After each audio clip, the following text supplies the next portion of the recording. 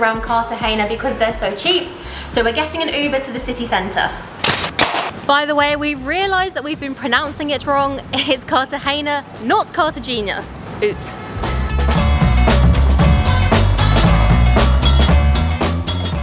Cartagena is a colonial port town located on Colombia's northern coast. It is really popular with tourists because of its sandy beaches and historical old town, which we're exploring today. We've been dropped off just inside the walled city, which we're going to check out first, and then at around sunset time we're going to head up onto the walls themselves.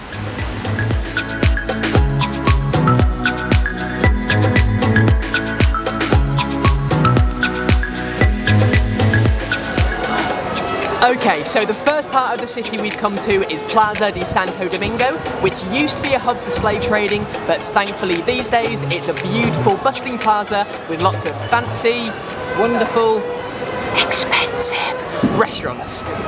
Almost free. Oh, free! Almost free. Almost I free. hear free. I hear free. No, gracias. Free? No. Almost free is here as well. Almost free? Yeah, it's literally all over the world that everyone says it's almost free. It's almost free in Poland, it's almost free in Guatemala, it's almost free here. Almost free. Almost free. Free? Almost free. Almost free. Almost free. Oh, no. Hello, Sit. cool. This is the guy that also said it's almost free. Yeah, right. Almost free. Again, almost free. Not quite.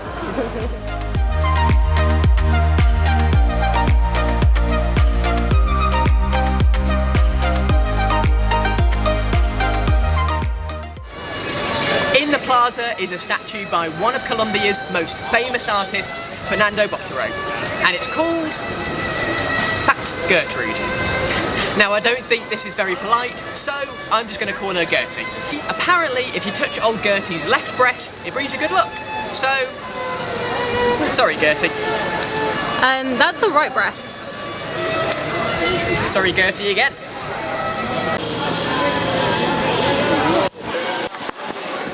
I didn't buy anything while I was waiting for you to get some B-roll, but I did get a business card. And he even went over to the restaurant and brought a waiter over to take me to a table. They are persistent.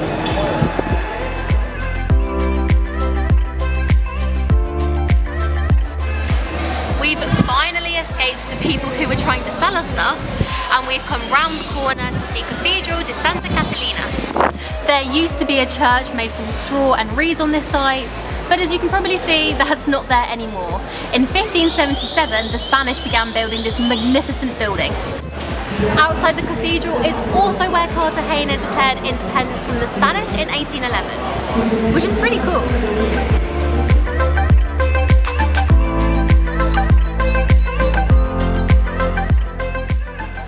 After 15 minutes of walking around trying to find the entrance to the church, we've given up.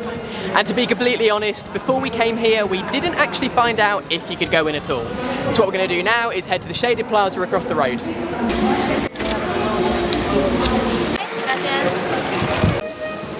We got some street food, but once again we have no idea what it is. It looks like some kind of pastry, maybe made of potato. It's got veg inside, and it's nicely seasoned. Also, we're really enjoying watching the people in the park feed the pigeons. They're trying to get the perfect Instagram shot, but the pigeons aren't always cooperating. So we've just seen somebody selling what seems to be cake. Is it cake? It's cake. Yeah, it's like a sweet cake, sponge cake type thing. 1,000 each, you want? Yeah, okay. Yeah, cool. Cheers. Cheers. En Yucatán, 14 años rayando yuca. It's really good. I've absolutely no idea how to describe it, I'll be completely honest with you. It's some sort of sweet sponge cake, but it's really sticky. I think it's got like honey inside of it. It's coconut you can taste. Is that what it is? It's a coconut cake. Gracias. Predictably, we've also found somebody selling coffee, but don't worry, this isn't going to start turning into a food tour. On a serious note though, I think getting to immerse ourselves in the local culture of food especially is one of both mine and Izzy's favourite parts of travel. Oh, I'm also spilling it everywhere. As long as you don't throw it all over the floor.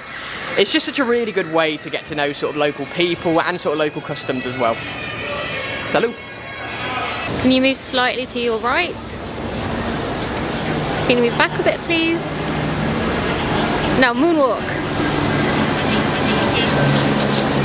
Aeroplane.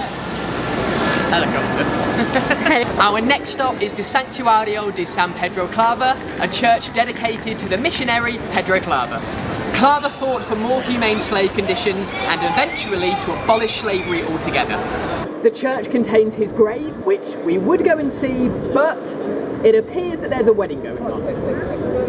And we weren't invited, so I don't think we can go in.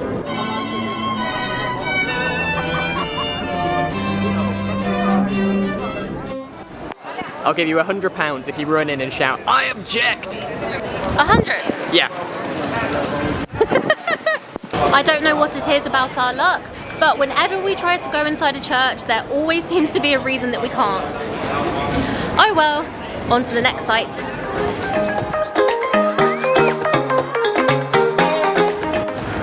We're just walking across Plaza de la Joana to our next site, and this plaza is beautiful.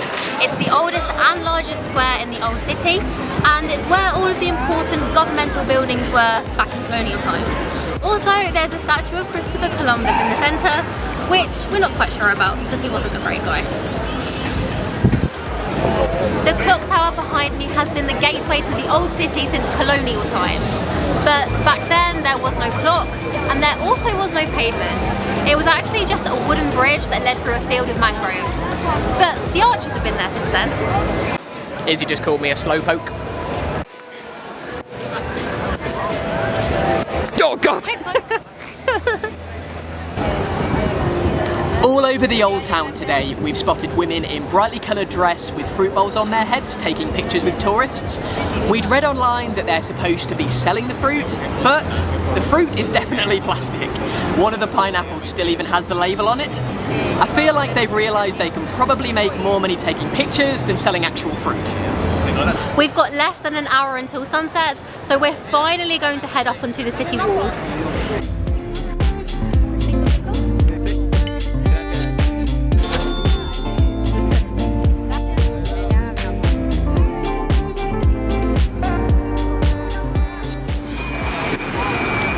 One of the ways that you can watch the sunset in Cartagena is by going to a bar on top of the walled city. However, the drinks prices are pretty expensive, so what we've done instead is grab a beer from a local vendor, and we're just sat on top of the wall, right next to the bar, watching the sunset. It's pretty.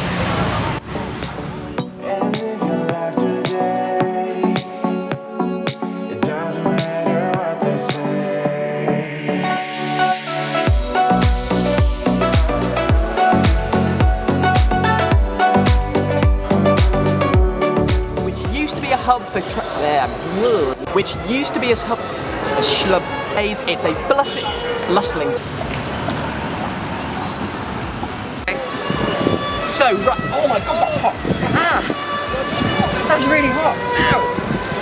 Bad gut. One of my favourite parts about this wedding that we've come across is the fact that everybody in the village seems to have been invited. Even Deadpool.